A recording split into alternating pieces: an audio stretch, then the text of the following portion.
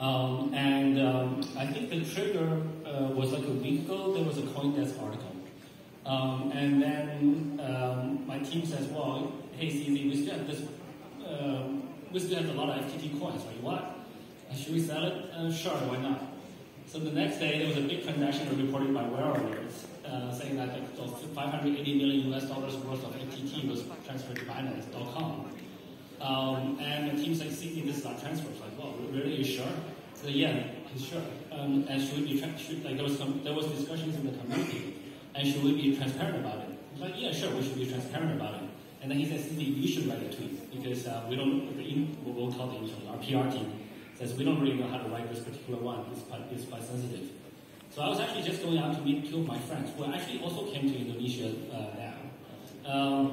I was on my way out to meet with them, and then so I just wrote a tweet in a few minutes. But I wanted to explain like how do we have this much, right? So we can't just have $580 million worth of FTT all of a sudden.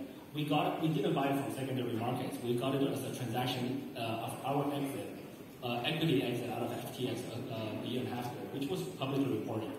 So I said that, and then I didn't know my phone would blow up like over the rest of the evening. So, and I also didn't know the second day I said, look, I didn't know this is the, I think the word we used was the straw that broke the camel's back. And that's before Sam, SBS called me 24 hours later. I thought it was just causing a lot of waves in the Twitter, in the community. 24 hours later, Sam calls me and says, hey, CV, can we talk? Okay. And then he says, well, I thought he was going to do an OTC deal, right? I thought he was going to ask, hey, CV, why don't we do an OTC deal? Then we can put all the negative comments out and confidence is restored. I thought he wanted to do that. But instead, he just said, look, we have much bigger troubles. I said, look, we don't want users to be hurt, and we want to protect the users. So the deal, to be honest, I can't comment on the specifics on the deals, but from our perspective, the deal did not make sense from a number of fronts. From a financial perspective, is a big hole. From new users, FTX, we have very high overlap. We cover all the regions they cover, and they're much less users than us. From a technology or product perspective, I think we have a superior product. They don't have anything that we don't have.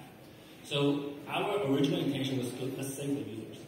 But then the news of misappropriating user funds, especially U.S. regulatory agencies' investigations, we're like, okay, we can't touch that anymore. So, and then we said, look, and then as soon as I understood we couldn't touch it anymore, I said, let's make that announcement as quickly as possible. Because we don't want to do a slow no. If we're going to do a no, we do it quickly. That's one of my principles in business.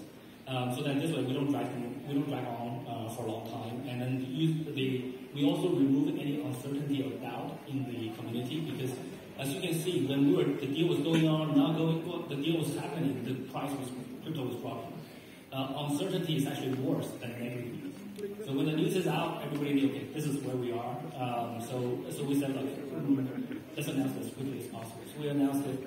And then after we announced it, I've been trying to keep quiet to the extent possible. So I didn't appear on any TV interviews, etc.